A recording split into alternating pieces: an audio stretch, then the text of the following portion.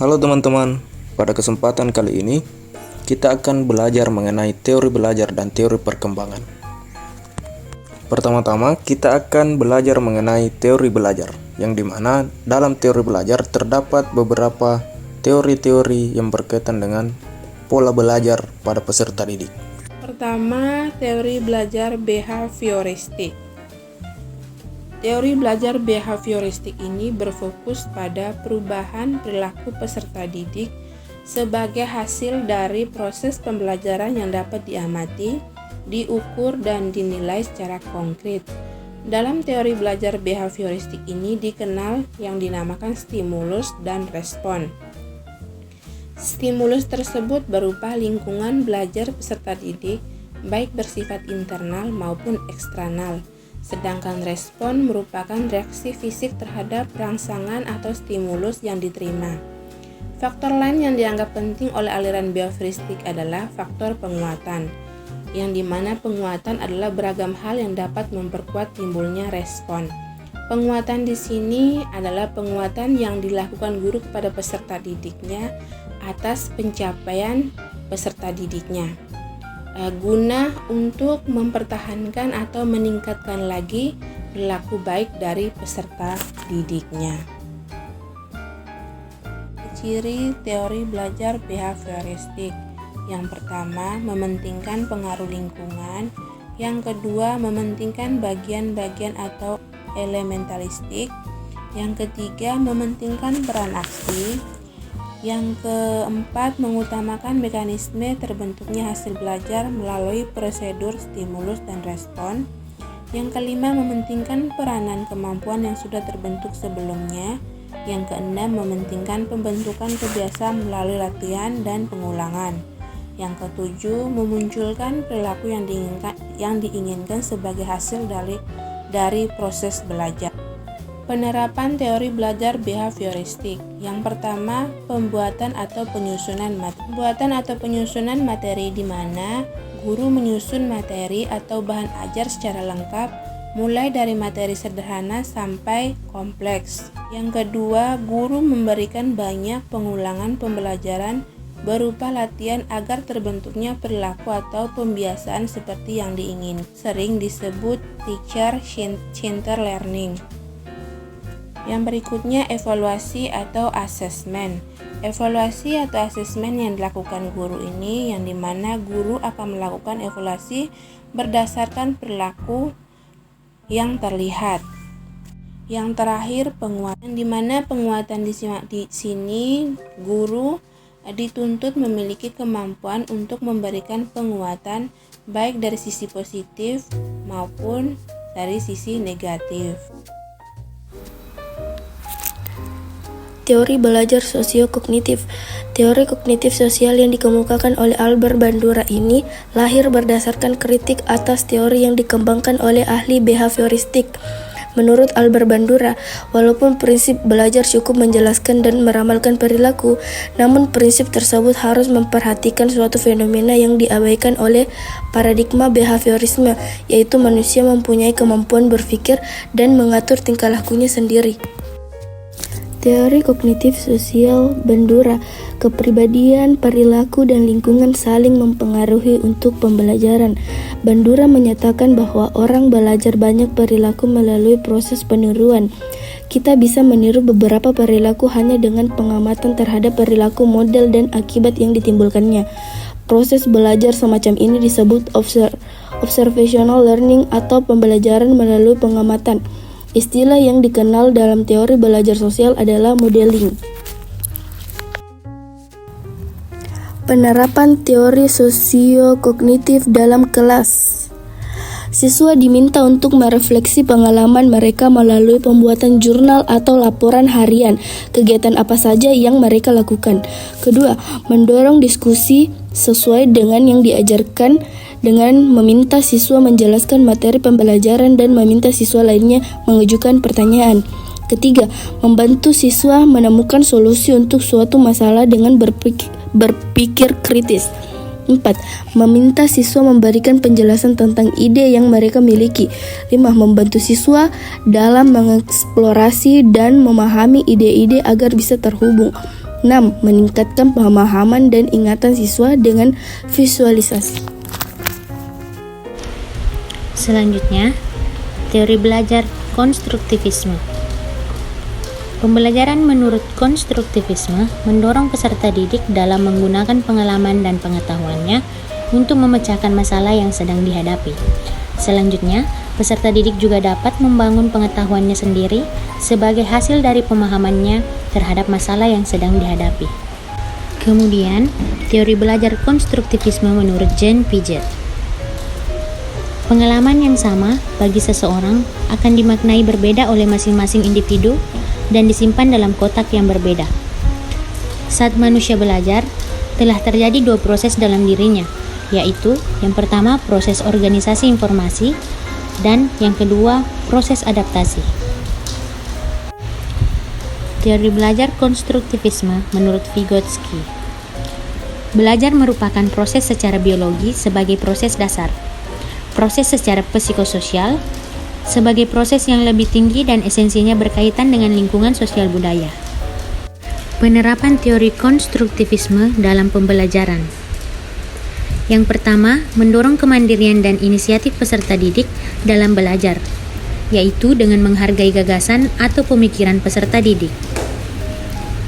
Yang kedua, guru mengajukan pertanyaan terbuka dan memberi kesempatan beberapa waktu kepada peserta didik untuk merespon. Yang ketiga, mendorong peserta didik berpikir tingkat tinggi atau high order thinking, yaitu guru mendorong peserta didik untuk menghubungkan konsep analisis, prediksi, ataupun mempertahankan gagasan atau pemikirannya. Selanjutnya, yang keempat adalah teori humanistik. Teori belajar humanistik adalah salah satu dari beberapa teori belajar yang sering digunakan oleh guru maupun tenaga pengajar lainnya. Teori belajar humanistik dijelaskan bahwa belajar bukan sekedar pengembangan kualitas kognitif saja, melainkan juga sebuah proses yang terjadi dalam diri individu yang melibatkan seluruh bagian atau domain yang ada. Domain-domain tersebut meliputi domain kognitif, afektif, dan domain psikomotorik. Pada prinsipnya, tujuan teori belajar humanistik adalah memanusiakan manusia, sehingga seorang individu bisa lebih mudah dalam memahami diri dan lingkungannya untuk mencapai aktualisasi diri. Adapun ciri-ciri teori pembelajaran humanistik adalah yang pertama, berfokus pada aktualisasi diri individu, yang dimana manusia sebagai sosok individu yang bisa mengeksplorasi dirinya. Yang kedua, menitik beratkan bahwa proses merupakan hal penting yang menjadi fokus belajar. Yang ketiga, melibatkan peran aspek kognitif dan afektif dalam proses pembelajaran. Yang keempat, mengutamakan pengetahuan atau pemahaman. Yang kelima, berfokus pada bentuk perilaku diri sendiri. Dan yang keenam, tidak ada yang berhak mengatur proses belajar setiap individu. Penerapan teori belajar humanistik di kelas. Teori belajar humanistik dalam pembelajaran dapat digunakan dalam menentukan langkah-langkah pembelajaran dan pelaksanaan rencana pembelajaran. Contoh penerapan teori humanistik dalam ruang kelas. Yang pertama, identifikasi, yang dimana pada awal kegiatan belajar, guru mengidentifikasi kemampuan peserta didik dengan melakukan pengamatan atau penilaian awal. Yang kedua, memahami makna dan pengalaman dalam proses belajar. Guru mendorong peserta didik untuk memahami makna dari pengalaman dalam proses belajar yang ada dalam kelas. Dan yang ketiga, penyediaan fasilitas dan sumber belajar, di mana guru menyediakan fasilitas dan sumber belajar, baik berupa buku, media visual, maupun audio, untuk memenuhi kebutuhan peserta didik yang beragam. Selanjutnya, kita akan membahas mengenai teori perkembangan. Yang pertama, teori perkembangan fisik. Perkembangan fisik masa sebelum lahir merupakan pertumbuhan dan perkembangan individu yang sangat kompleks. Karena pada masa ini, adalah awal terbentuknya organ-organ tubuh dan tersusunnya jaringan saraf pada manusia. Pertumbuhan fisik individu berlangsung sampai masa dewasa, yang secara keseluruhan, langsung maupun tidak langsung akan mempengaruhi perilaku individu. Perkembangan fisik pada manusia dimulai dengan perkembangan fisik pada masa bayi. Pada masa bayi, mempunyai gerakan spontan atau refleks yang mendominasi gerakan yang terus-menerus berkembang. Gerakan ini bersifat otomatis dan tidak terkoordinir sebagai reaksi atas stimulus dari lingkungan. Yang kedua adalah perkembangan fisik masa kanak-kanak. Perkembangan fisik masa kanak-kanak merupakan kelanjutan dari perkembangan awal anak-anak. Perkembangan ini berlangsung dari usia 6 tahun saat individu mulai masuk ke sekolah dasar. Individu mulai menunjukkan perubahan terhadap pola kehidupannya dalam sikap, nilai, dan perilaku. Selanjutnya, yaitu perkembangan fisik masa remaja. Pada tahap ini, perubahan fisik tampak berkembang dengan pesat. Hal ini terjadi karena perubahan fisik merupakan gejala primer yang membuat organisme secara matang mampu bereproduksi. Gejala primer ditandai oleh perubahan postur serta percepatan pertumbuhan tinggi badan yang diiringi dengan pertumbuhan berat badan. Dan yang terakhir, perkembangan fisik masa dewasa. Pada perkembangan fisik masa dewasa, penampilan fisik pada masa dewasa sudah semakin matang, sehingga siap untuk melakukan tugas-tugas seperti orang dewasa lainnya, misalnya bekerja, menikah, dan memiliki anak. Teori perkembangan selanjutnya adalah perkembangan dari segi kognitif. Perkembangan dari segi kognitif dimulai dari tahap sensorik motorik, yang dimana ditandai sejak lahir sampai pada usia 2 tahun. Pada tahap ini, bayi membangun pemahaman tentang dunia dengan mengkoordinasikan pengalaman sensorik mereka dengan tindakan motorik mereka. Setelah tahap sensorik motorik, selanjutnya adalah tahap praoperasional, yang dimana dimulai dari umur 2 tahun sampai dengan 7 tahun. Pada tahap praoperasional ini, anak telah menunjukkan aktivitas kognitif dalam menghadapi berbagai hal di luar darinya. Meskipun kemampuan berpikirnya masih belum mempunyai sistem yang terorganisasi dengan baik, namun anak sudah mampu memahami realitas di lingkungan dengan menggunakan tanda-tanda dan simbol. Selanjutnya, tahap ketiga, tahap operasional konkret, yang dimulai dari umur 7 tahun sampai dengan 11 tahun. Pada tahap operasional konkret, anak-anak telah menunjukkan penalaran yang logis dan konkret. Pada umumnya, sebagian besar anak yang berada pada tahapan ini sudah memiliki kemampuan untuk mempertahankan ingatan tentang ukuran, panjang, atau jumlah benda cair. Dengan kata lain, mereka sudah mampu memahami bahwa satu kuantitas akan tetap sama walaupun penampakannya dari luar terlihat berubah. Tahap yang keempat yaitu tahap operasional formal, yang ditandai pada usia 11 tahun sampai dengan 15 tahun. Pada tahap operasional formal ini, anak telah mampu berpikir secara abstrak dan mengembangkan hipotesis dengan logis. Berbekal kemampuan tersebut, anak dapat memecahkan masalah dan membentuk argumen dengan kemampuan operasionalnya yang semakin berkembang dan kompleks. Teori yang ketiga adalah teori perkembangan sosial emosional. Teori perkembangan sosial emosional berfokus pada dua teori utama, yaitu teori ekologi oleh Bronfenbrenner dan teori perkembangan rentang hidup oleh Erik Erikson. Yang pertama, teori ekologi Bronfenbrenner. Teori ekologi yang dikembangkan oleh Uri Bronfenbrenner berfokus pada konteks sosial yang mempengaruhi kehidupan individu, sehingga turut mempengaruhi perkembangan mereka. Bronfenbrenner mengungkapkan bahwa perkembangan manusia dipengaruhi oleh konteks lingkungan, yang dimana hubungan timbal balik antara individu dengan lingkungan yang akan membentuk tingkah laku individu tersebut. Yang kedua adalah teori perkembangan rentang hidup Erikson. Teori perkembangan rentang hidup oleh Erik Erikson memandang bahwa perkembangan kehidupan masyarakat melalui beberapa tahap. Pada setiap tahapan, seorang individu akan menghadapi sebuah konflik yang harus dihadapi dan diselesaikan, agar kita memiliki perkembangan yang normal. Teori perkembangan yang keempat adalah perkembangan moral.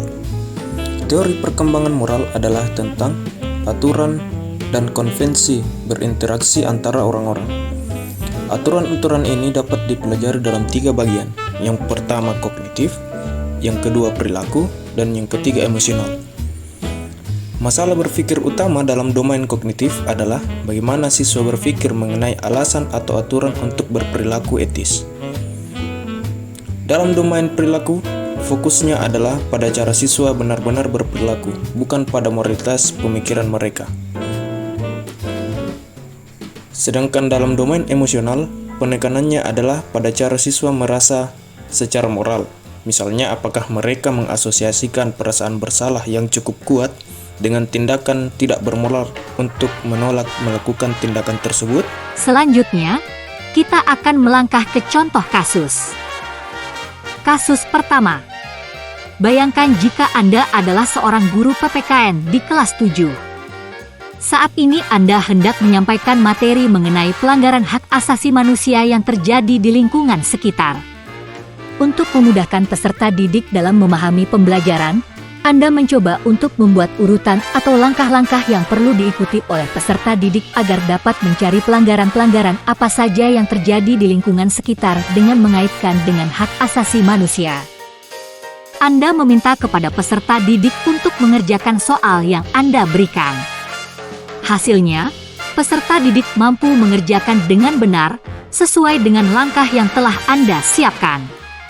Beberapa saat kemudian, Anda meminta kepada peserta didik untuk mengulangi soal yang sama tanpa melihat urutan pengerjaan soal, dan peserta didik mampu mengerjakannya dengan benar. Pertanyaan pertama, menurut Anda, apa yang membuat peserta didik mampu mengerjakan soal dengan baik pada percobaan kedua, tanpa melihat urutan langkah pengerjaan soal? Pertanyaan kedua, sebagai seorang calon guru, dalam kegiatan belajar yang seperti apa metode di atas dapat diterapkan? Elaborasi jawaban Anda dengan menyertakan teori yang berkaitan.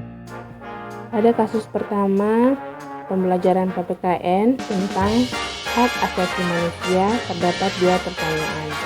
Yang pertama, pertanyaannya, menurut Anda, apa yang membuat peserta didik mampu mengerjakan soal dengan baik pada percobaan kedua, tanpa melihat urutan atau langkah pengerjaan soal?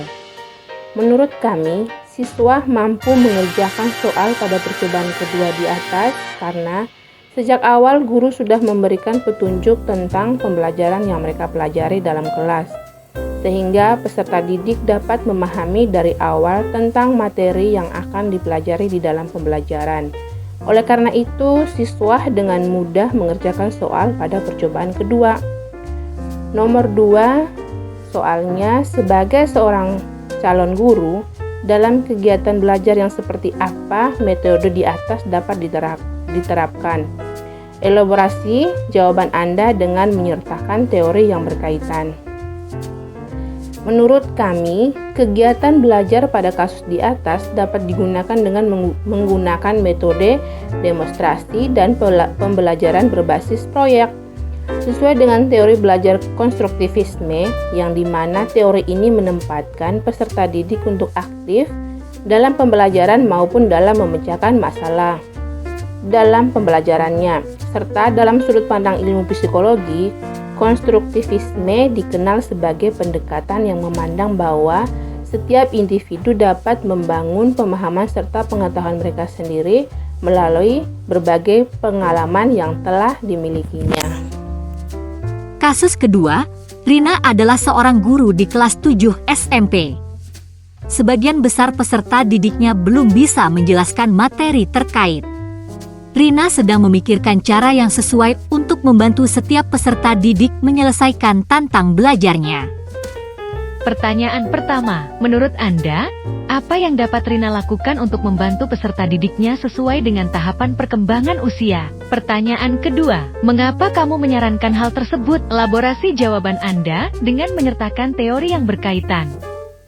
Menurut kami, dalam membangkitkan motivasi belajar peserta didik sesuai dengan tahap operasionalnya, dapat dilakukan dengan Penguatan yang dimana penguatan di sini dapat berupa pujian kepada peserta didik serta memberikan motivasi kepada peserta didik tentang tujuan mereka untuk sekolah, atau guru bisa mengenal lebih dahulu karakteristik serta gaya belajar dari peserta didiknya. Dan guru juga harus menggunakan metode yang beragam atau tidak monoton hanya pada satu metode saja. Guru juga dapat memiliki wawasan yang luas terhadap materi yang akan diajarkan agar dapat mengaitkannya dengan kehidupan peserta didiknya dalam bermasyarakat. Contohnya, dalam pembelajaran norma-norma dalam kehidupan, di sini guru bisa mengaitkan dengan keseharian peserta didiknya sehingga pembelajaran lebih menarik untuk diketahui oleh peserta didik. Nomor 2, karena sebagai seorang guru, membangkitkan motivasi peserta didik dalam pembelajaran itu sangat perlu, karena dengan itu, materi yang akan kita bawakan akan cepat sampai kepada peserta didik atau mudah dipahami, dan memberikan pujian atau apresiasi terhadap pencapaian peserta didik dapat membangkitkan motivasi mereka, di mana dalam teori behavioristik, teori belajar ini menjelaskan bahwa belajar merupakan perubahan perilaku yang dapat diamati, diukur, dan dinilai secara konkret. Fakta lain yang dianggap penting oleh aliran behavioristik adalah faktor penguatan. Penguatan adalah beragam hal yang dapat memperkuat timbulnya respon.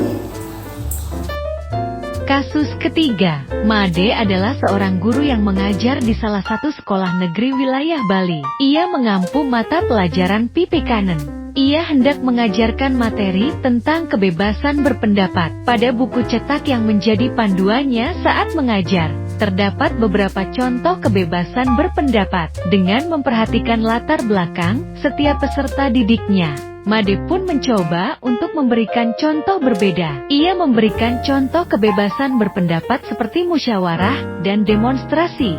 Pertanyaan pertama, menurut Anda, apakah pertimbangan dan keputusan Made sudah sesuai? Mengapa demikian? Pertanyaan kedua, prinsip apa yang Made gunakan dalam kasus tersebut? Elaborasi jawaban Anda dengan menyertakan teori yang berkaitan. Kasus ketiga, tentang pembelajaran demonstrasi dan musyawarah. Pertanyaan pertama, menurut Anda, apakah pertimbangan dan keputusan Made sudah sesuai? Mengapa demikian? Jawabannya, menurut kami sudah sesuai, karena dalam pembelajaran, guru harus memberikan sebuah contoh dalam pembelajaran sesuai dengan yang mudah dipahami atau dimengerti oleh peserta didiknya. Contoh dalam demonstrasi dan bermusyawarah, guru bisa mengaitkan dengan yang ada di lingkungan sekitar peserta didik. Demonstrasi bisa diambil contoh demo yang ada di jalan ataupun di televisi. Sedangkan musyawarah bisa diambil contoh pemilihan ketua kelas di sekolah atau menentukan jadwal piket di kelas. Sehingga dengan dilakukan di atas, siswa mudah untuk memahami pembelajarannya. Pertanyaan kedua, prinsip apa yang Made gunakan dalam kasus tersebut? Elaborasi jawaban Anda dengan menyertakan teori yang berkaitan.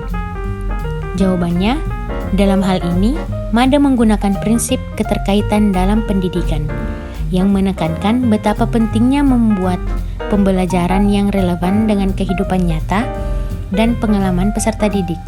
Dengan demikian, mengaitkan pembelajaran dengan kehidupan nyata dan pengalaman peserta didik memungkinkan peserta didik dengan mudah memahami pembelajaran. Hal tersebut sesuai dengan teori konstruktivisme, yang dimana dalam sudut pandang ilmu psikologi, konstruktivisme dikenal sebagai pendekatan yang memandang bahwa setiap individu dapat membangun pemahaman serta pengetahuan mereka sendiri melalui berbagai pengalaman yang telah dimilikinya. Penerapan teori belajar konstruktivisme memandang bahwa belajar bukan hanya sekedar menerima secara pasif informasi yang disampaikan oleh guru. Dengan kata lain, teori belajar konstruktivisme memaknai pembelajaran sebagai proses pengonstruksian pengetahuan yang bersifat aktif dan personal.